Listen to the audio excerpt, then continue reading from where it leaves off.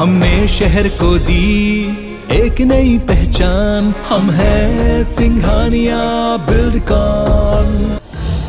UP के कुशीनगर में हल्दी रस्म के दौरान करीब 35 लड़कियां महिलाएं कुएं में गिर गईं। इनमें से 11 बच्चियों समेत 13 लोगों की मौके पर ही मौत हो गई। सभी कुएं की जाली पर बैठकर पूजा कर रही थी, तभी जाली टूट गई और सभी उसमें गिर गए। हादसे को लेकर पीएम मोदी और सीएम योगी ने दुख जताया है।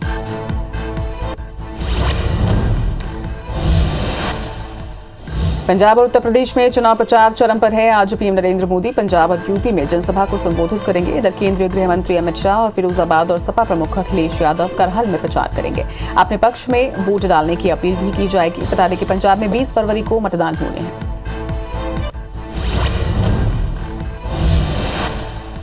सीएम चरणजीत सिंह चन्नी ने पंजाब में आपके सीएम फेस पर उनकी पढ़ाई को लेकर तंज कसा है। चन्नी ने बठिंडा में कहा था कि भगवंत मान एक शराबी और अनपढ़ व्यक्ति है। उन्होंने 3 साल में 12वीं पास की। ऐसे व्यक्ति को हम पंजाब की कमान कैसे दे सकते हैं।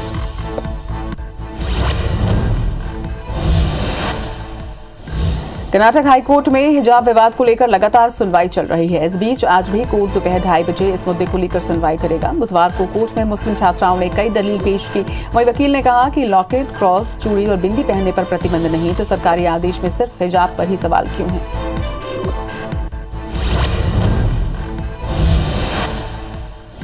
देश में कोरोना के मामले लगातार घट रहे हैं। 24 घंटे के अंदर कोरोना के 30,757 नए मामले सामने आए। इस दौरान 67,000 से ज्यादा मरीज स्वस्थ भी हुए हैं। वहीं 24 घंटे में 541 मरीजों की मौत दर्ज की गई।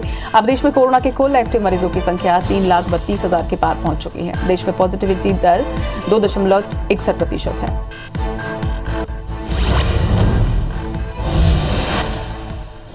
ब्राजील के पर्वतीय क्षेत्र में भारी बारिश के बाद आई बाढ़ और भूस्खलन के कारण 94 लोगों की मौत हुई है। गवर्नर कास्त्रो ने बताया कि रेस्क्यू का काम अभी भी जारी है।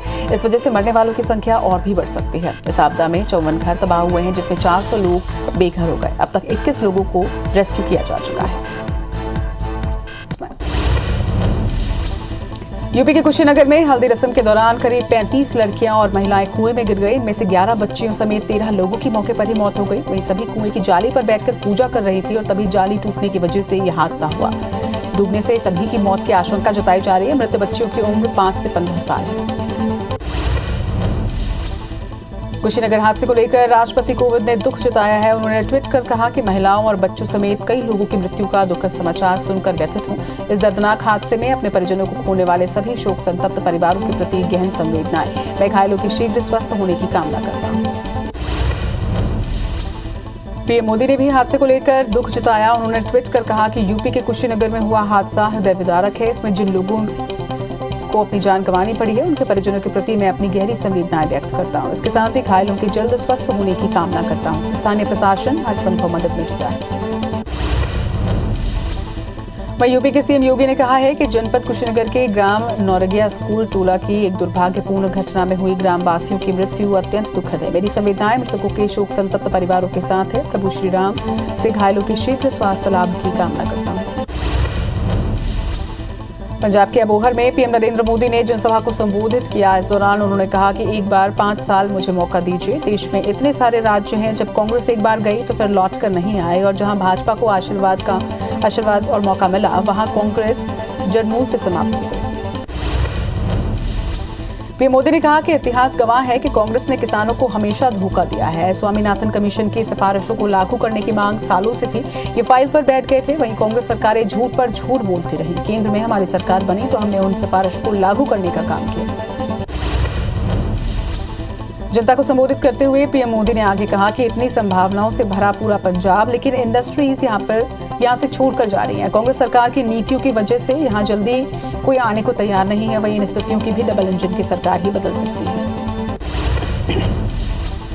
पीएम मोदी ने पंजाब में अबोहर में कहा कि पंजाब के किसानों को नई सोच और विजन वाली सरकार चाहिए। किसान को बेहतर फसल, कम लागत और बेहतर कीमत की जरूरत है, और इसके लिए हमारी सरकार बीज से बाजार तक नई व्यवस्था बना रही है। उत्तर प्रदेश में चुनाव प्रचार चरम पर है। पीएम नरेंद्र मोदी पंजाब के बाद यूपी में जनसभा को संबोधित करेंगे। पीएम मोदी आज फतेहपुर में चुनावी रैली करेंगे। हालांकि फतेहपुर में चुनाव चौथे चरण में होने हैं, और इस दौरान पीएम मोदी के मंच पर सीएम योगी भी मौजूद होंगे। केंद्रीय गृह मंत्री अमित शाह दोपहर 2 बजे मुलायम परिवार के गरमैनपुरी में चुनाव प्रचार करेंगे। इसके बाद दोपहर 4 बजे वो लखीमपुर खीरी के मोहम्मदी में भी जनसभा करेंगे और वोटरों को साधने की कोशिश करेंगे। इस दौरान लखीमपुर में अमित शाह के मंच पर अजय मिश्रा टेनी भी होंगे। सीएम योगी आज 4 जिलों में 6 रैलियां करेंगे। सीएम झांसी में 2 रैलियों को कर रहे हैं। उसके बाद जालौन में 2 और कानपुर लखनऊ में एक रैली करेंगे। लखनऊ में सीएम योगी सरोजनी नगर सीट पर प्रत्याशी राजेश्वर सिंह के लिए प्रचार करेंगे, जिन्हें मंत्री स्वाति सिंह की जगह पर टिकट दिया गया है। अखिलेश का करहल समेत मैनपुरी जिले की 4 सीटों पर चुनावी सभाएं करने का कार्यक्रम है। इसके बाद इटावा में अखिलेश यादव रोड शो करेंगे। शाम 5 बजे लाइन सफारी से अखिलेश का रोड शो शुरू होगा और शहर के मुख्य रास्ते से गुजरते हुए करीब 10 किलोमीटर चल रहे भरथना चौराहे पर खत्म होगा। पंजाब में प्रचार के आखिरी दिनों में आज राहुल गांधी और प्रियंका गांधी दोनों पंजाब में होंगे। राहुल गांधी फतेहगढ़ साहिब जिले के बस्ती पठाना के न्यू दाना मंडी में रैली करेंगे। इसके अलावा शाम 4 बजे पंजाब के सरहिंद में न्यू अनाज मंडी में चुनाव प्रचार करेंगे। वहीं कांग्रेस महासचिव प्रियंका गांधी आज पठानकोट में रैली कर रही हैं। सीएम चरणजीत सिंह चन्नी ने पंजाब में आपकी सीएम फीस पर उनकी पढ़ाई को लेकर तंज कसाया। चन्नी ने बठिंडा में कहा कि भगवंत मान एक शराबी हैं और अनपढ़ व्यक्ति हैं। उन्होंने 3 साल में 12वीं पास की। ऐसे व्यक्ति को हम पंजाब की कमान कैसे दे सकते हैं।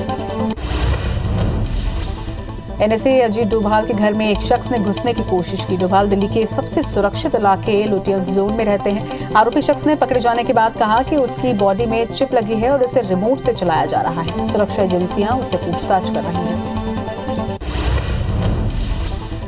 भारत ने अफगानिस्तान की मौजूदा स्थिति को लेकर संयुक्त राष्ट्र को फिर से चिताया। भारतीय एम्बेसडर ने यूएन में कहा कि अफगानिस्तान के हालात का मध्य एशियाई क्षेत्र पर बड़ा असर पड़ेगा। बता दें कि अगस्त 2021 में तालिबान ने फिर से अफगानिस्तान पर अपना कब्जा जमा लिया था। कर्नाटक हाई कोर्ट में हिजाब विवाद को लेकर लगातार सुनवाई चल रही है। इस बीच आज भी कोर्ट दोपहर 2:30 बजे इस मुद्दे को लेकर सुनवाई करेगा। बुधवार को कोर्ट में मुस्लिम छात्राओं ने कई दलीलें पेश की, तो वहीं वकील ने कहा कि लॉकेट, क्रॉस, चूड़ी और बिंदी पहनने पर अगर प्रतिबंध नहीं तो सरकारी आदेश में सिर्फ हिजाब पर ही सवाल क्यों है। देश में हिजाब को लेकर चल रहे विवाद के बीच ओवैसी ने प्रधानमंत्री नरेंद्र मोदी पर तंज कसा है। ओवैसी ने कहा कि पीएम मोदी कहते हैं कि मुस्लिम महिलाएं उन्हें आशीर्वाद दे रही हैं, तो बीजेपी मुस्लिम लड़कियों से हिजाब पहनने का अधिकार क्यों छीन रही है। ओवैसी ने आगे कहा कि अखिलेश को मुसलमानों का वोट चाहिए, लेकिन उनके लिए कुछ करते नहीं है। अखिलेश को मुसलमान कहने से क्यों डर लगता है। उन्होंने इस विधानसभा चुनाव में कई मुस्लिम नेताओं के टिकट काटे हैं। उन्होंने कहा कि वो गोरखपुर में सीएम योगी आदित्यनाथ के खिलाफ प्रचार करेंगे। जम्मू और कश्मीर के कटरा में भूकंप के झटके महसूस किए गए। हालांकि भूकंप ज्यादा तीव्रता का नहीं था। नेशनल सेंटर फॉर सिस्मोलॉजी ने इसकी जानकारी दी है। नेशनल सेंटर फॉर सिस्मोलॉजी के मुताबिक भूकंप जम्मू और कश्मीर के कटरा से 84 किलोमीटर पूर्व में आया था। इसकी तीव्रता 3.5 थी। शेयर बाजार में आज अच्छी तेजी के साथ कारोबार देखा जा रहा है और शुरुआती ट्रेड में बाजार हरे निशान में दिखाई दे रहा है। मेटल, ऑटो और आईटी शेयरों के साथ ही पीएसयू बैंकों को तेजी के दाम पर बाजार की चाल देखी जा रही है। आज के कारोबार में बीएसई का सेंसेक्स 221 अंकों की उछाल के साथ 58,217 के लेवल पर खुला। केंद्र सरकार ने 2 व्हीलर से जुड़े नए ट्रैफिक नियम जारी किए हैं। इनके मुताबिक अब 4 साल से कम उम्र के बच्चों को भी हेलमेट पहनना होगा। इसके साथ ही बाइक की स्पीड 40 किलोमीटर प्रति घंटे से ज्यादा नहीं होनी चाहिए। नियम तोड़ने पर 1000 जुर्माना और 3 महीने तक ड्राइविंग लाइसेंस सस्पेंड किया जा सकता है। बुधवार को वेस्टइंडीज के साथ T20 सीरीज के पहले मुकाबले में जीतकर भारतीय टीम ने इस दिन को खास बना दिया। T20 टेस्ट और वनडे तीनों फॉर्मेट्स मिलकर ये वेस्टइंडीज के खिलाफ भारत की 100वीं जीत है। भारत को ये ऐतिहासिक जीत अपने ही घर पर हासिल हुई।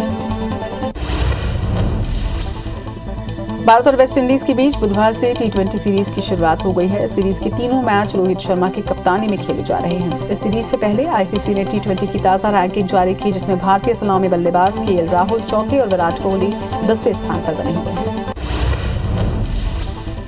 रोहित शर्मा वनडे और T20 के बाद अब टेस्ट टीम के भी कप्तान होंगे। बीसीसीआई तीनों ही फॉर्मेट में एक कप्तान की पॉलिसी पर लौटा है। रोहित के नाम पर मोहर अगले हफ्ते लग सकती है। इस दौरान श्रीलंका के खिलाफ टेस्ट सीरीज के लिए टीम का भी चयन होगा।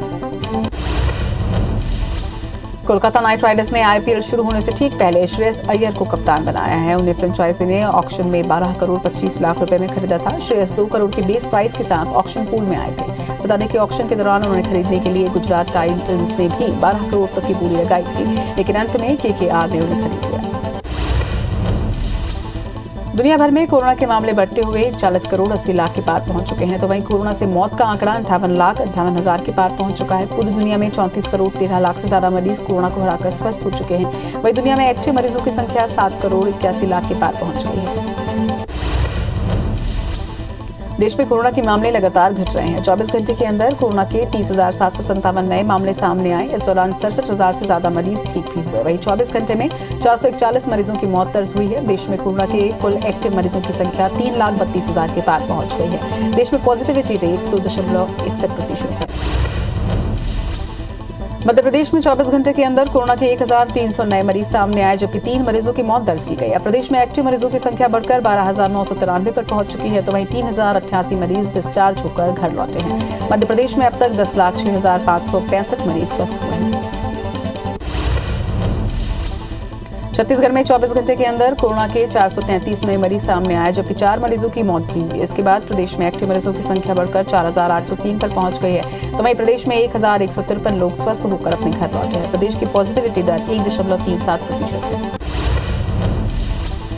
देश में वैक्सीनेशन का आंकड़ा 174 करोड़ 18 लाख के पार पहुंच चुका है, जिसमें 96 करोड़ से ज्यादा पहला और 76 करोड़ 39 लाख दूसरा डोज लगाया गया। वहीं 1 करोड़ 72 लाख से ज्यादा बूस्टर डोज लगाए गए।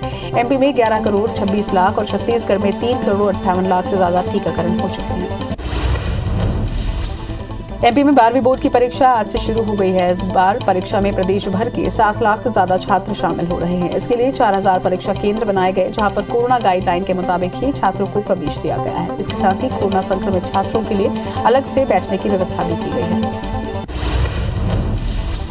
सीएम शिवराज सिंह चौहान ने ट्वीट कर 12वीं के छात्रों को शुभकामनाएं दी। उन्होंने कहा कि 12वीं की परीक्षा में शामिल सभी प्यारे बेटी बेटियों को सफलता के लिए हार्दिक शुभकामनाएं। आप पढ़ें, आगे बढ़ें और अपने और समाज के लिए सुनहरा भविष्य गढ़ें।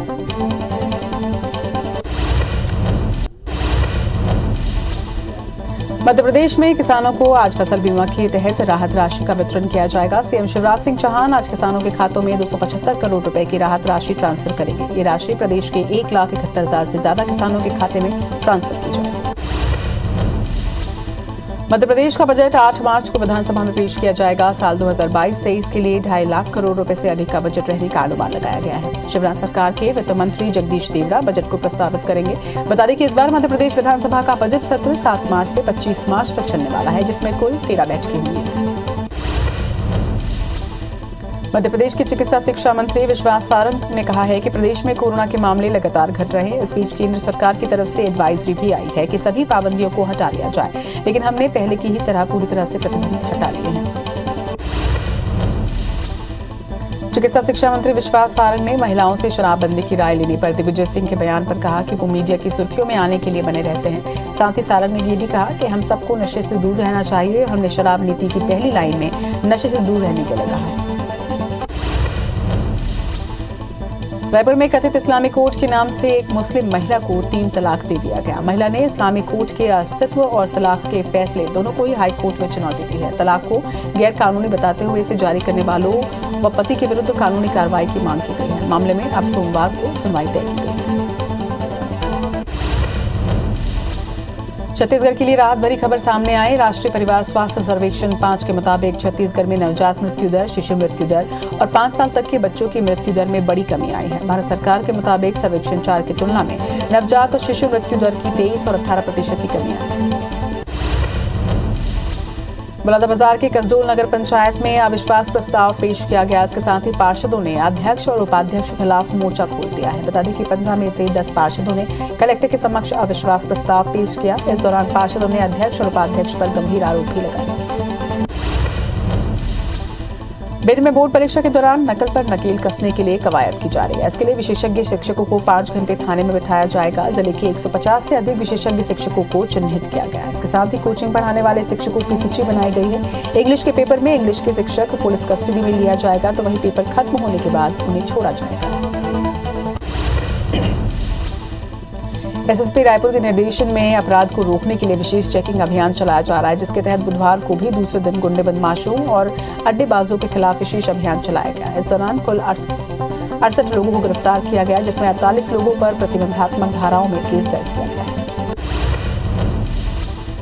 मुरैना में बदमाशों के साथ पुलिस से मुठभेड़ का मामला सामने आया। फायरिंग में एक जवान घायल हुआ है, जिसे इलाज के लिए अस्पताल में भर्ती करवाया गया। वहीं मुठभेड़ के बाद पुलिस ने दोनों इनामी आरोपियों को गिरफ्तार कर एमएस रोड पर जुलूस निकाला। ग्वालियर जिले के बिजौली इलाके में पुरानी रंजिश के कारण एक युवक पर 5 लोगों ने गोली चलाई। हमले में युवक गंभीर रूप से घायल हो गया है, जिसका इलाज जय आरोग्य चिकित्सालय के ट्रॉमा सेंटर में चल रहा है। घायल के परिजनों के मुताबिक 10 दिन पहले हमलावरों ने युवक को जान से मारने की धमकी भी दी थी। श्योपुर में श्री गोपाल जी मंदिर के पुजारी और उनकी बेटी को जान से मारने की कोशिश की गई। जानकारी के मुताबिक अज्ञात बदमाशों ने पुजारी पर जानलेवा हमला किया। इस दौरान उनकी बेटी को भी जान से मारने की कोशिश की गई। घटना सीसीटीवी में कैद हुई है, जिसके आधार पर अब पुलिस आरोपियों की तलाश कर रही है।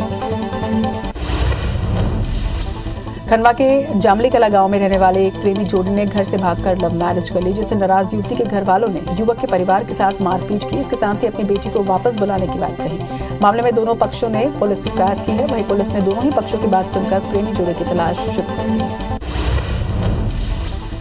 रायपुर में पुलिस ने गांजे की बड़ी खेप के साथ 3 तस्करों को गिरफ्तार किया। पुलिस ने भाटागांव स्थित न्यू बस स्टैंड में तीनों ही आरोपियों को पकड़ा है। इनमें 2 महिलाएं भी शामिल हैं। आरोपी गांजा को उड़ीसा से छतरपुर एमपी लेकर जा रहे थे। पुलिस ने उनके पास से 3 लाख कीमत का 36 किलो गांजा जब्त किया। ग्वालियर की रेलवे पुलिस और जिला पुलिस ने एक ऑपरेशन के तहत गांजा तस्कर को गिरफ्तार किया है। इनके पास 21 किलो गांजा भी जब्त किया गया, जिसकी कीमत 2 लाख रुपए बताई जा रही है। पुलिस आरोपी से पूछताछ कर रही है। मामले में और भी खुलासे होने की उम्मीद जताई गई है। शाजापुर के सुनेरा में बदमाशों ने एटीएम तोड़कर कैश लूटने की कोशिश की। हालांकि वो एटीएम को तोड़ने में कामयाब नहीं हो सके हैं। बदमाशों की करतूत सीसीटीवी कैमरे में कैद हुई है। वही वीडियो में बदमाश अपना चेहरा ढके हुए हैं। पुलिस ने मामले में केस दर्ज कर जांच शुरू कर दी है। बेमेतरा पुलिस ने बीएन गोल्ड चिटफंड कंपनी के 2 डायरेक्टर्स को गिरफ्तार किया है। दोनों आरोपियों को चंडीगढ़ से यहां लाया गया। इन आरोपियों पर बेमेतरा और नांदघाट थाने पर 85 से भी ज्यादा मामले दर्ज हैं, जिसके बाद पुलिस की टीम लगातार आरोपी की खोजबीन में जुटी हुई है। कटनी में धान घोटाले मामले में प्रशासन की कार्रवाई लगातार जारी है, जिसे लेकर 3 और मिल संचालकों के खिलाफ एफआईआर दर्ज की गई। पुलिस ने इसके पहले भी 3 लोगों के खिलाफ केस दर्ज किया था। बता दें कि धान घोटाले में करीब 8 करोड़ के भ्रष्टाचार का मामला सामने आया है। सतना के कोलगवा थाना पुलिस ने हज यात्रा के नाम पर लाखों की ठगी करने वाले आरोपी को गिरफ्तार किया है। आरोपी पिछले 3 सालों से फरार चल रहा था। इसने 16 हज यात्रियों से 13,40,000 रुपए की ठगी की थी और फरार हो गया था। पुलिस ने आरोपी वसीम खान के नाम पर 5,000 का इनाम भी घोषित किया था। साइबर क्राइम भोपाल ने OLX पर नौकरी का विज्ञापन देकर ठगने वाले गैंग का पर्दाफाश किया है। पुलिस ने दिल्ली उत्तर प्रदेश के 3 साइबर जालसाजों को पकड़ा। गैंग ने 3 साल में 25 लाख रुपए की ठगी की। वहीं गिरोह के मुख्य सरगना सतीश कुमार सिंह ने OLX पर नौकरी की, फिर खुद का फर्जी कॉल सेंटर खोल बेरोजगारों को ठगने लगा था। वेब सीरीज मोह माया की शूटिंग के सर्विस प्रोवाइडर के खिलाफ 44 लाख रुपए की धोखाधड़ी का मुकदमा दर्ज किया गया है। आरोप है कि प्रमोशन कंपनी के ओनर और ट्रैवल संचालक से फिल्म की शूटिंग अरेंजमेंट के लिए 44 लाख रुपए खर्च कराए और भुगतान चेक के जरिए किया गया, जो कि बाउंस हो गया। मामले में शाहपुरा थाना पुलिस ने एफआईआर दर्ज कर लिया है। अंबिकापुर से मानवता को शर्मसार करने वाली घटना सामने आई है। यहाँ पर मेडिकल कॉलेज के पास कचरा फेंकने वाली जगह पर नवजात का शव मिला। कुछ लोगों ने बच्चे के कराहने की आवाज सुनी थी, जिसका आधा शरीर दफन था। पुलिस का कहना है कि नवजात को जिंदा दफन किया गया था, जिसकी वजह से उसकी मौत हो गई। रायपुर के बीजेपी कार्यालय की सुरक्षा में तैनात एक हवलदार ने खुद को गोली मारकर आत्महत्या कर ली। मृतक हवलदार राजकुमार नेताम कांकेर का रहने वाला था। जवान छत्तीसगढ़ सशस्त्र बल की 4वीं बटालियन की AF कंपनी में पदस्थ था। मृतक जवान के पास से कोई भी सुसाइड नोट नहीं मिला है। हटा में 2 अलग अलग सड़क हादसे में 3 लोगों की मौत हो गई है। पहला हादसा पटेरा दमोह मार्ग पर हुआ, जहां पर पटेरा के देवडुंगरा के पास बाइक और बुलेरो की टक्कर में 2 युवकों की मौत हो गई और एक बाइक सवार गंभीर रूप से घायल हुआ। दूसरा हादसा हटा दमोह मार्ग पर हुआ, जहां पर बाइक सवार की मौत हो गई। कटनी के बिलहरी चौकी में एक यात्री से भरी बस अनियंत्रित होकर पलट गई। हादसे में 12 से ज्यादा लोग घायल हुए हैं। वही सूचना मिलते ही मौके पर पहुंची पुलिस की टीम जांच में जुट गई। बता दें कि रिठी से जबलपुर यात्री बस जा रही थी, तभी यह हादसा हुआ। रायपुर के तिलघानी नाका इलाके में राशन से भरे एक ट्रक में अचानक आग लग गई। आग लगने से ट्रक का सामान पूरी तरह से जल गया। घटना के बाद ट्रक चालक वाहन छोड़कर मौके से फरार है। तो वहीं गंज थाना पुलिस मामला दर्ज कर आग लगने के कारणों की जांच कर रही है। हटा में चलती मालगाड़ी के इंजन का एक्सल जाम हो गया, जिससे इंजन के पहिए में आग लग गई। घटना के बाद स्टेशन के पास मालगाड़ी को खड़ा कर दिया गया। वहीं रेलवे टीम जांच कर सुधार कर रही है। हादसा बीना कटनी रेलखंड के गोपालपट्टी स्टेशन का है। कोंडागांव में लंबे समय से लगा सड़क जाम आज खुल गया। दरअसल केशकाल घाट निर्माण के चलते बड़ी वाहनों का रूट डायवर्ट किया गया था, जिसके चलते कोंडागांव नारायणपुर रायपुर तिराहे पर जाम लगा था। वहीं नारायणपुर अंतागढ़ माकड़ी रूट भी डायवर्ट किया गया, जो कि 24 फरवरी तक जारी रहेगा। यात्रियों और चालकों को कोई समस्या न हो, इसके लिए पुलिस की टीम तिराहे पर तैनात है। छत्तीसगढ़ के कई इलाकों में फिर से बेमौसम बारिश हुई, जिसके चलते तापमान में गिरावट दर्ज की गई है। मौसम विभाग ने बताया है कि उत्तर और दक्षिण से आने वाली हवा के टकराने से बारिश हो रही है। वहीं मौसम विभाग ने अगले 2 दिनों तक बारिश के साथ कड़ाके की ठंड पड़ने की भी संभावना जताई है। मध्य प्रदेश में मौसम में उतार चढ़ाव का सिलसिला लगातार जारी है। कई जिलों के तापमान में हल्की गिरावट जारी है, तो वहीं मौसम विभाग के मुताबिक शुक्रवार यानी कि कल कई जिलों में हल्की बारिश हो सकती है। राजधानी भोपाल, रायसेन, राजगढ़, विदिशा, उज्जैन, गुना, छिंदवाड़ा और जबलपुर में हल्की बारिश के आसार हैं। रूस और यूक्रेन के बीच बनी तनावपूर्ण स्थिति को देखते हुए अब MOCA ने एयर बबल व्यवस्था के तहत भारत यूक्रेन के बीच उड़ानों की संख्या और उड़ान के दौरान सीटों की संख्या पर प्रतिबंध को हटा दिया है। MOCA ने इसकी जानकारी दी है। MOCA के मुताबिक कितनी भी उड़ानें और चार्टर उड़ानें अब संचालित हो सकती हैं। यूक्रेन और रूस का विवाद थमने का नाम नहीं ले रहा है। इस बीच यूक्रेन में रहने वाले भारतीय परिवार के लिए विदेश मंत्रालय ने कंट्रोल रूम तैयार किया है। कंट्रोल रूम से यूक्रेन में रहने वालों के परिजन उनकी जानकारी ले सकते हैं। यूक्रेन में तनावपूर्ण हालात को देखते हुए भारतीय दूतावास ने भी एक एडवाइजरी जारी की है, जिसमें बताया गया है कि नजदीकी से हालात पर नजर बनाए हुए हैं। इस बात की जानकारी है कि कई भारतीय छात्र यूक्रेन में हैं। साथ ही सभी के परिजन उनके लिए काफी चिंतित भी हैं। कोशिश है कि यूक्रेन और भारत के बीच फ्लाइट्स की संख्या को बढ़ाया जाए। रूस यूक्रेन में युद्ध की आशंका के बीच इंदौर में तनाव जैसा माहौल है। यूक्रेन की मेडिकल यूनिवर्सिटी में पढ़ने वाले छात्रों के परिजनों ने सुरक्षा की चिंता जताई है। उन्होंने केंद्र सरकार से बच्चों को सुरक्षित लाने में मदद की अपील भी की है। यूक्रेन में बलरामपुर के 2 छात्र भी फंसे हुए हैं। दोनों ही छात्र मेडिकल की पढ़ाई कर रहे हैं। रूस और यूक्रेन के बीच युद्ध के बने हालात के बीच परिजनों ने चिंता जाहिर की और बेटे की वतन वापसी के लिए सरकार से मदद की गुहार लगाई। यूक्रेन विवाद के बीच अमेरिकी अधिकारी ने दावा किया है कि रूस ने यूक्रेन बॉर्डर के पास 7,000 सैनिक बढ़ा दिए हैं। उन्होंने कहा कि रूसियों द्वारा झूठे दावों में उल्लेखनीय वृद्धि हुई है। अधिकारी सार्वजनिक रूप से बोलने के लिए अधिकृत नहीं है, इसलिए उन्होंने नाम न छापने की शर्त पर एसोसिएटेड प्रेस से बातचीत के दौरान ये बात कही। इजराइल ने एक बार फिर से सीरिया पर एयर स्ट्राइक की है। बुधवार शाम को इजराइल की ओर से दमिश्क साउथ पर हमला किया गया। सीरिया स्टेट मीडिया के मुताबिक शाम को किए गए इस हमले में मचेल का काफी नुकसान पहुंचा है। बता दें कि फरवरी में इजराइल द्वारा सीरिया पर ये दूसरी एयर स्ट्राइक है। ब्राजील के पर्वतीय क्षेत्र में भारी बारिश के बाद आई बाढ़ और भूस्खलन के कारण 94 लोगों की मौत हो गई। गवर्नर कास्त्रो ने बताया कि रेस्क्यू का काम अभी भी जारी है। इस वजह से मरने वालों की संख्या और बढ़ सकती है। इस आपदा में 54 घर तबाह हुए हैं, जिसमें 400 लोग बेघर हो गए। अब तक 21 लोगों को रेस्क्यू किया जा चुका है। अमेरिका में HIV संक्रमित महिला ने वायरस को मात दे दी है। जानकारी के मुताबिक डॉक्टर्स ने पहली बार किसी महिला का सफल इलाज किया। महिला का इलाज कर रहे डॉक्टरों ने बताया कि इस पूरे इलाज को स्टेम सेल ट्रांसप्लांट के जरिए पूरा किया गया है। डॉक्टर के मुताबिक स्टेम सेल एक ऐसे शख्स ने दान किया जिसमें HIV के खिलाफ प्रतिरोधक क्षमता थी। अमेरिकी अंतरिक्ष एजेंसी नासा के मुताबिक 16 फरवरी 2022 से लेकर आज रात तक स्नो मून रहेगा। वहीं भारत में इसे आज रात 10:26 तक देखा जा सकता है। इस दौरान बुध ग्रह सूर्य से सबसे दूर हो जाएगा। इस वजह से इसे दुनिया के कई हिस्सों में सुबह के तारे के रूप में देखा जा सकेगा। न्यूजीलैंड की समुद्री गहराइयों में वैज्ञानिकों को एक दुर्लभ मछली का बच्चा मिला है, जिसे बेबी घोस्ट शार्क कहा जा रहा है। बता दें कि ये असली शार्क नहीं होती, केवल उसकी बनावट शार्क जैसी होती है।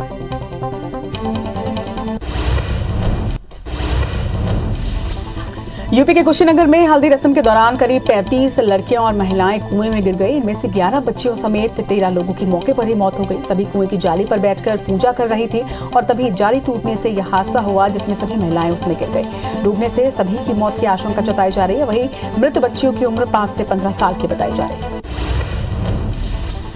कुशीनगर हादसे को लेकर राष्ट्रपति कोविंद ने दुख जताया है। उन्होंने ट्वीट कर कहा कि महिलाओं और बच्चियों समेत कई लोगों की मृत्यु का दुखद समाचार सुनकर व्यथित हूं। इस दर्दनाक हादसे में अपने परिजनों को खोने वाले सभी शोक संतप्त परिवारों के प्रति गहन संवेदनाएं। मैं घायलों के शीघ्र स्वस्थ होने की कामना करता हूं।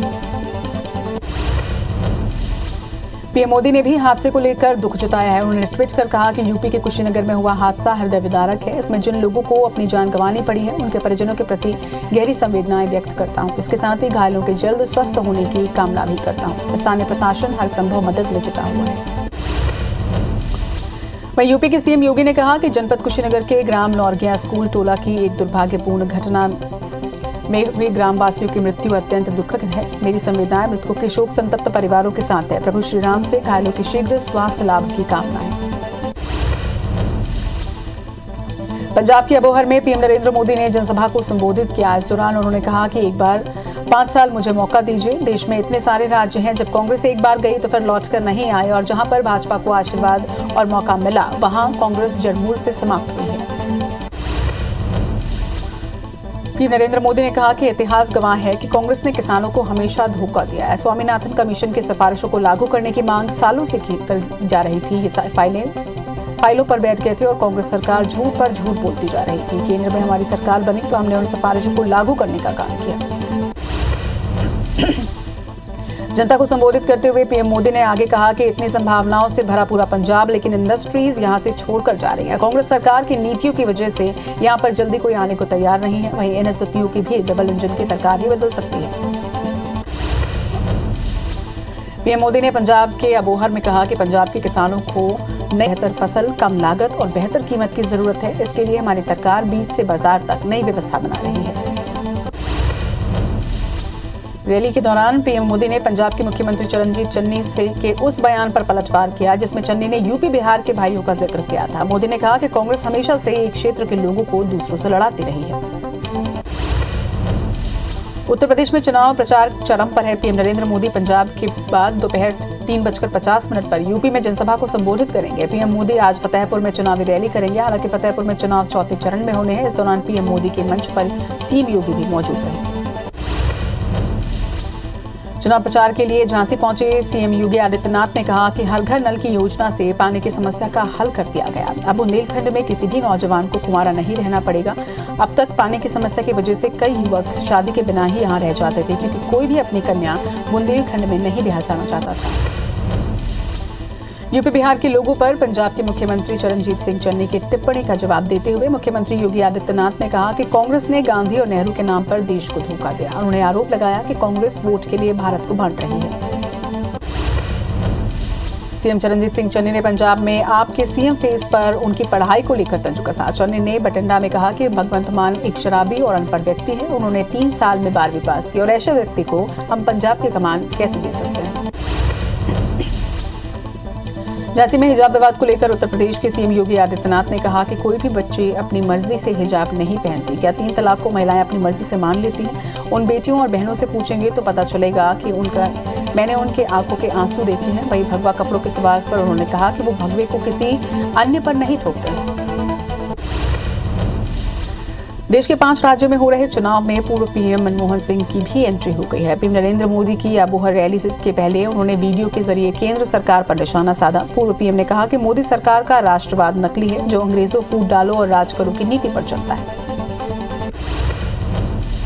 पूर्व पीएम मनमोहन सिंह ने केंद्र सरकार को चीन के मुद्दे पर भी घेरा है। उन्होंने कहा कि 1 साल से चीनी फौज भारत की पवित्र जमीन पर बैठी है। इस सरकार को संविधान पर भरोसा नहीं है। संवैधानिक संस्थाओं को लगातार कमजोर किया जा रहा है। सरकार देश के अंदर ही नहीं बल्कि विदेश नीति के मोर्चे पर भी फेल हुई है।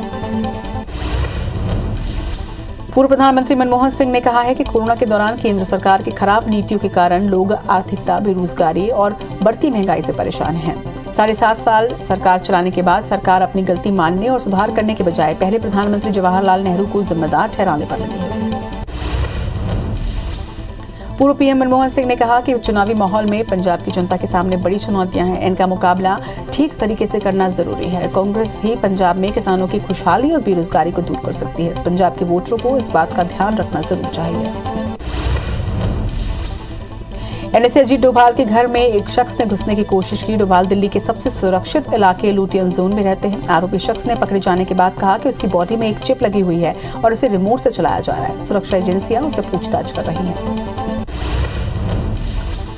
भारत ने अफगानिस्तान की मौजूदा स्थिति को लेकर संयुक्त राष्ट्र को फिर से चिताया है। भारतीय एम्बेसडर ने यूएन में कहा कि अफगानिस्तान के हालात का मध्य एशियाई क्षेत्र पर बड़ा असर पड़ेगा। बता दें कि अगस्त 2021 में तालिबान ने फिर से अफगानिस्तान पर अपना कब्जा जमा लिया था। देश में हिजाब को लेकर चल रहे विवाद के बीच ओवैसी ने प्रधानमंत्री नरेंद्र मोदी पर तंज कसा है। ओवैसी ने कहा कि पीएम मोदी कहते हैं कि मुस्लिम महिलाएं उन्हें आशीर्वाद दे रही हैं, तो बीजेपी मुस्लिम लड़कियों से हिजाब पहनने का अधिकार क्यों छीन रही है। ओवैसी ने आगे कहा कि अखिलेश को मुसलमानों का वोट चाहिए, लेकिन उनके लिए वो कुछ करते नहीं हैं। अखिलेश को मुसलमान कहने से क्यों डर लगता है, ये सवाल भी उन्होंने पूछा। उन्होंने इस विधानसभा चुनाव में कई मुस्लिम नेताओं के टिकट काट दिए। उन्होंने कहा कि वो गोरखपुर में सीएम योगी आदित्यनाथ के खिलाफ प्रचार करेंगे। जम्मू और कश्मीर के कटरा में भूकंप के झटके महसूस किए गए। हालांकि भूकंप ज्यादा तीव्रता का नहीं था। नेशनल सेंटर फॉर सिस्मोलॉजी ने इसकी जानकारी देते हुए बताया कि भूकंप जम्मू और कश्मीर के कटरा से 84 किलोमीटर पूर्व में आया था। इसकी तीव्रता 3.5 थी। शेयर बाजार में आज अच्छी तेजी के साथ कारोबार देखा जा रहा है और शुरुआती ट्रेड में हो रहे बाजार हरे निशान पर दिखाई दे रहा है। मेटल, ऑटो और आईटी शेयरों के साथ पीएसयू बैंकों की तेजी के दम पर बाजार की चाल तेज देखी जा रही है। आज के कारोबार में बीएसई का सेंसेक्स 221 अंकों के चाल के साथ 58,217 के लेवल पर खुला। केंद्र सरकार ने टू व्हीलर से जुड़े नए ट्रैफिक नियम जारी किए हैं। इनके मुताबिक अब 4 साल से कम उम्र के बच्चों को भी हेलमेट पहनना होगा। इसके साथ ही बाइक की स्पीड 40 किलोमीटर प्रति घंटे से ज्यादा नहीं होनी चाहिए। नियम तोड़ने पर 1000 जुर्माना और 3 महीने तक ड्राइविंग लाइसेंस सस्पेंड किया जा सकता है। आईटीबीपी के जवान उत्तराखंड हिमालय के आसपास 0 से नीचे के तापमान में गश्त करते नजर आए। जानकारी के मुताबिक जवान 15,000 फीट की ऊंचाई पर पहरा दे रहे हैं, जिसका एक वीडियो सामने आया है। वीडियो में कई जवान एक दूसरे के पीछे रस्सी का सहारा लेकर आगे बढ़ते दिखाई दिए। दुनिया भर में कोरोना के मामले बढ़ते हुए 40 करोड़ 80 लाख के पार पहुंच गए हैं। वहीं कोरोना से मौत का आंकड़ा 58,58,000 के पार पहुंच चुका है। पूरी दुनिया में 34 करोड़ 13 लाख से ज्यादा मरीज कोरोना को हराकर स्वस्थ हुए हैं। तो वहीं दुनिया में एक्टिव मरीजों की संख्या 7 करोड़ 81 लाख के पार पहुंच चुकी है। देश में कोरोना के मामले लगातार घट रहे हैं। 24 घंटे के अंदर कोरोना के 30,757 नए मामले सामने आए। इस दौरान 67,000 से ज्यादा मरीज स्वस्थ भी हुए हैं। वहीं 24 घंटे में 541 मरीजों की मौत दर्ज की गई। अब देश में कोरोना के कुल एक्टिव मरीजों की संख्या 3,32,000 के पार पहुंच चुकी है। वहीं देश में पॉजिटिविटी रेट 2.61% पर है। मध्य प्रदेश में 24 घंटे के अंदर कोरोना के 1,300 नए मरीज सामने आए, जबकि 3 मरीजों की मौत हुई है। अब प्रदेश में एक्टिव मरीजों की संख्या बढ़कर 12,993 पर पहुंच गई है। वहीं 3,088 मरीज डिस्चार्ज होकर अपने घर लौटे हैं। मध्य प्रदेश में अब तक 10,06,565 मरीज स्वस्थ हुए हैं। छत्तीसगढ़ में 24 घंटे के अंदर कोरोना के 433 नए मरीज सामने आए, जबकि 4 मरीजों की मौत भी दर्ज की गई। इसके बाद प्रदेश में एक्टिव मरीजों की संख्या बढ़कर 4,803 पर पहुंच गई। वहीं प्रदेश में 1,153 लोग स्वस्थ होकर अपने घर लौटे हैं। प्रदेश की पॉजिटिविटी दर 1.37% है। देश में वैक्सीनेशन का आंकड़ा 174 करोड़ 18 लाख के पार पहुंच गया, जिसमें 96 करोड़ से ज्यादा पहला और 76 करोड़ 39 लाख दूसरा डोज लगाया गया। वहीं 1 करोड़ 72 लाख से ज्यादा बूस्टर डोज लगाए गए। एमपी में 11 करोड़ 26 लाख और छत्तीसगढ़ में 3 करोड़ 58 लाख से ज्यादा टीकाकरण हो चुका है। एमपी में 12वीं बोर्ड की परीक्षा आज से शुरू हो गई है। इस बार परीक्षा में प्रदेश भर के 7 लाख से ज्यादा छात्र शामिल हो रहे हैं। इसके लिए 4,000 परीक्षा केंद्र बनाए गए, जहां कोरोना गाइडलाइन के मुताबिक ही छात्रों को प्रवेश दिया गया है। इसके साथ ही कोरोना संक्रमित छात्रों के लिए अलग से बैठक व्यवस्था की गई है। सीएम शिवराज सिंह चौहान ने ट्वीट कर 12वीं के छात्रों को शुभकामनाएं दी। उन्होंने कहा कि 12वीं की परीक्षा में शामिल सभी प्यारे बेटे बेटियों को सफलता के लिए हार्दिक शुभकामनाएं। आप पढ़ें, आगे बढ़ें और अपने और समाज के लिए सुनहरा भविष्य गढ़ें।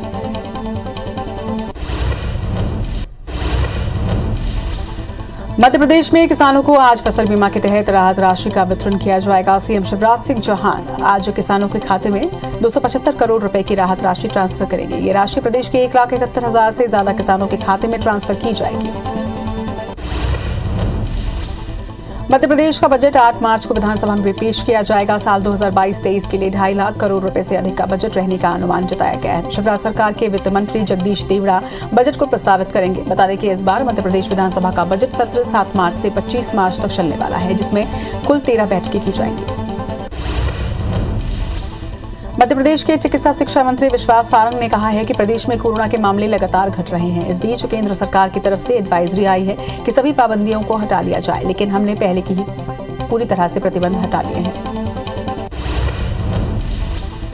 चिकित्सा शिक्षा मंत्री विश्वास सारंग ने महिलाओं से शराबबंदी की राय लेने पर दिग्विजय सिंह के बयान पर कहा कि वो मीडिया की सुर्खियों में आने के लिए बने रहते हैं। साथ ही सारंग ने ये भी कहा कि हम सबको नशे से दूर रहना चाहिए और हमने शराब नीति की पहली लाइन में ही नशे से दूर रहने की बात कही है।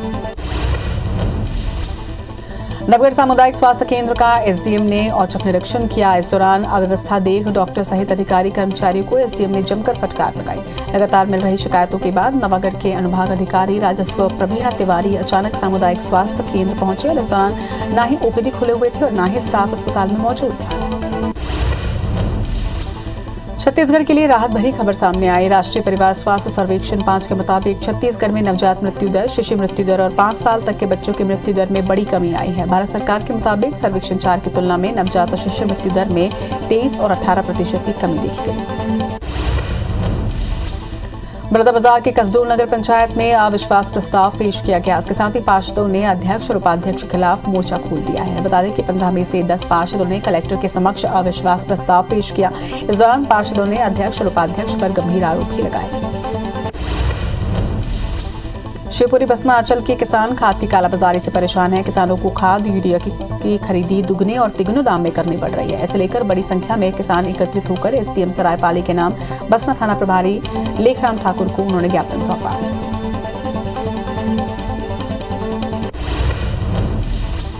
बेनी में बोर्ड परीक्षा के दौरान नकल पर नकेल कसने की कवायद की जा रही है। इसके लिए विशेषज्ञ शिक्षकों को 5 घंटे थाने में बैठाया जाएगा। जिले के 150 से अधिक विशेषज्ञ शिक्षकों को चिन्हित किया जाएगा। साथ ही कोचिंग पढ़ाने वाले शिक्षकों की भी सूची बनाई गई है। इंग्लिश के पेपर में इंग्लिश के शिक्षकों को पुलिस कस्टडी में लिया जाएगा। वहीं पेपर खत्म होने के बाद उन्हें छोड़ा जाएगा। एसएसपी रायपुर के निर्देशन में अपराध को रोकने के लिए विशेष चेकिंग अभियान चलाया जा रहा है। इसके तहत बुधवार को दूसरे दिन गुंडे बदमाशों और अड्डेबाजों के खिलाफ विशेष अभियान चलाया गया। इस दौरान कुल 68 लोगों को गिरफ्तार किया गया, जिसमें 48 लोगों पर प्रतिबंधात्मक धाराओं में केस दर्ज है। रायपुर में पुलिस ने गांजे की बड़ी खेप के साथ 3 तस्करों को गिरफ्तार किया है। पुलिस ने भाटा गांव स्थित न्यू बस स्टैंड में तीनों ही आरोपियों को पकड़ा। इनमें 2 महिलाएं भी शामिल हैं। आरोपी गांजा को ओडिशा से छतरपुर एमपी ले जा रहे थे। पुलिस ने उनके पास से 3 लाख कीमत का 36 किलो गांजा जब्त किया है। धमतरी में आबकारी विभाग की टीम ने 2 जगहों पर छापेमारी की। इस दौरान विभाग ने 65 लीटर महुआ शराब और 250 किलो महुआ लहान बरामद किया, जबकि दूसरी जगह से 7 लीटर कच्ची शराब जब्त की गई। मामले में 2 लोगों को गिरफ्तार भी किया गया है। साथ ही अज्ञात आरोपी के खिलाफ केस दर्ज कर जांच की जा रही है। अंबिकापुर से मानवता को शर्मसार करने वाली घटना सामने आई। यहां पर मेडिकल कॉलेज के पास कचरा फेंकने वाले जगह पर नवजात का शव मिला। कुछ लोगों ने बच्चे के कराहने की आवाज सुनी थी, जिसका आधा शरीर दफन था। पुलिस का कहना है कि नवजात को जिंदा दफन किया गया था, जिसकी वजह से उसकी मौत हो गई। रायपुर के बीजेपी कार्यालय की सुरक्षा में तैनात एक हवलदार ने खुद को गोली मारकर आत्महत्या कर ली। मृतक हवलदार राजकुमार नेताम कांकेर का रहने वाला था। जवान छत्तीसगढ़ सशस्त्र बल की 4वीं बटालियन की एफ कंपनी में पदस्थ था। मृतक जवान के पास से कोई भी सुसाइड नोट नहीं मिला है। हटा में 2 अलग अलग सड़क हादसे में 3 लोगों की मौत हो गई। पहला हादसा पटेरा दमोह मार्ग पर हुआ, जहां पर पटेरा के देवडोंगरा के पास बाइक और बोलेरो की टक्कर में 2 युवकों की मौत हो गई, तो वहीं एक बाइक सवार गंभीर रूप से घायल हुआ है। वहीं दूसरा हादसा हटा दमोह मार्ग पर हुआ, जहां पर एक बाइक सवार की मौत हो गई। कटनी के बिलेरी चौकी में एक यात्री से भरी बस अनियंत्रित होकर पलट गई। हादसे में 12 से ज्यादा लोग घायल हुए हैं। वहीं सूचना मिलते ही मौके पर पहुंची पुलिस की टीम जांच में जुटी है। बता दें कि डीटी से जबलपुर यात्री बस जा रही थी, तभी यह हादसा हुआ। रायपुर के तेलघानी मनाका इलाके में राशन से भरे ट्रक में अचानक आग लग गई। आग लगने से ट्रक का सामान पूरी तरह से जल गया। घटना के बाद ट्रक चालक वाहन छोड़कर मौके से फरार है। तो वहीं गंज थाना पुलिस मामला दर्ज कर आग लगने के कारणों की जांच कर रही है। हटा में चलती मालगाड़ी के इंजन में एक्सल जाम हो गया, जिससे इंजन के पहिए में आग लग गई। घटना के बाद स्टेशन के पास मालगाड़ी को खड़ा किया गया। वहीं रेलवे टीम जांच कर सुधार कर रही है। हादसा बिना कटना रेलखंड के गोलापट्टी स्टेशन की बताई जा रही है। कोंडागांव में लंबे समय से लगा सड़क जाम आज खुल गया। दरअसल केशकाल घाट निर्माण के चलते बड़े वाहनों का रूट डायवर्ट किया गया था, जिसके चलते कोंडागांव नारायणपुर रायपुर तिराहे पर जाम लगा था। वहीं नारायणपुर अंतरगढ़ माकड़ी रूट भी डायवर्ट किया गया है, जो कि 24 फरवरी तक जारी रहेगा। यात्रियों और चालकों को कोई समस्या न हो, इसके लिए पुलिस की टीम तिराहे पर तैनात की गई है। छत्तीसगढ़ के कई इलाकों में फिर से बेमौसम बारिश हुई, जिसके चलते तापमान में गिरावट दर्ज की गई है। मौसम विभाग ने बताया है कि उत्तर और दक्षिण से आने वाली हवा के टकराने से बारिश हो रही है। वहीं मौसम विभाग ने अगले 2 दिनों तक बारिश के साथ कड़ाके की ठंड पड़ने की भी संभावना जताई है। मध्य प्रदेश में मौसम में उतार चढ़ाव का सिलसिला जारी है। कई जिलों के तापमान में हल्की गिरावट जारी है। वहीं मौसम विभाग के मुताबिक शुक्रवार यानी कि कल कई जिलों में हल्की बारिश हो सकती है। राजधानी भोपाल, रायसेन, राजगढ़, विदिशा, उज्जैन, गुना, छिंदवाड़ा और जबलपुर में हल्की बारिश के आसार है। रूस और यूक्रेन के बीच बने तनावपूर्ण स्थिति को देखते हुए अब MOCA ने एयर बबल व्यवस्था के तहत भारत और यूक्रेन के बीच उड़ानों की संख्या और उड़ान के दौरान सीटों की संख्या पर प्रतिबंध को हटा दिया है। MOCA ने इसकी जानकारी दी है और जानकारी के मुताबिक कितनी भी उड़ानें और चार्टर उड़ानें अब संचालित हो सकती हैं। यूक्रेन और रूस का विवाद थमने का नाम नहीं ले रहा। इस बीच यूक्रेन में रहने वाले भारतीय परिवार के लिए विदेश मंत्रालय ने कंट्रोल रूम तैयार किया है। कंट्रोल रूम से यूक्रेन में रहने वालों के परिजन उनकी जानकारी ले सकते हैं। यूक्रेन विवाद के बीच अमेरिकी अधिकारी ने दावा किया कि रूस ने यूक्रेन बॉर्डर के पास 60,000 सैनिकों को बढ़ाया है। उन्होंने कहा कि रूसियों द्वारा झूठे दावों में उल्लेखनीय वृद्धि हुई है। अधिकारी सार्वजनिक रूप से बोलने के लिए अधिकृत नहीं है, इसलिए उन्होंने नाम न छापने की शर्त पर एसोसिएटेड प्रेस से बातचीत के दौरान ये बात बताई। इजरायल में एक बार फिर सीरिया पर एयर स्ट्राइक की है। बुधवार शाम को इजरायल की ओर से दमिश्क साउथ पर हमला किया गया। सीरिया स्टेट मीडिया के मुताबिक शाम को किए गए इस हमले में मटेरियल का काफी नुकसान हुआ है। बता दें कि फरवरी में इजरायल द्वारा सीरिया पर यह दूसरी एयर स्ट्राइक है। ब्राजील के पर्वतीय क्षेत्र में भारी बारिश के बाद आई बाढ़ और भूस्खलन के कारण 94 लोगों की मौत हो गई है। गवर्नर कास्ट्रो ने बताया कि रेस्क्यू का काम अभी भी जारी है। इस वजह से मरने वालों की संख्या में इजाफा हो सकता है। इस आपदा में 54 घर तबाह हुए हैं, जिनसे 400 लोग बेघर हो गए हैं। अब तक 21 लोगों का रेस्क्यू किया जा चुका है। अमेरिका में HIV संक्रमित महिला ने वायरस को मात दे दी है। जानकारी के मुताबिक डॉक्टर्स ने पहली बार किसी महिला का सफल इलाज किया। महिला का इलाज कर रहे डॉक्टरों ने बताया कि इस पूरे इलाज को स्टेम सेल ट्रांसप्लांट के जरिए पूरा किया गया है। डॉक्टरों के मुताबिक स्टेम सेल एक ऐसे शख्स ने दान किया जिसमें HIV के खिलाफ प्रतिरोधक क्षमता थी। अमेरिकी अंतरिक्ष एजेंसी नासा के मुताबिक 16 फरवरी 2022 से लेकर आज रात तक स्नो मून रहेगा। भारत में इसे आज रात 10:26 तक देखा जा सकता है। इस दौरान बुध ग्रह सूर्य से सबसे दूर हो जाएगा। इस वजह से इसे दुनिया के कई हिस्सों में सुबह के तारे के रूप में देखा जा सकेगा।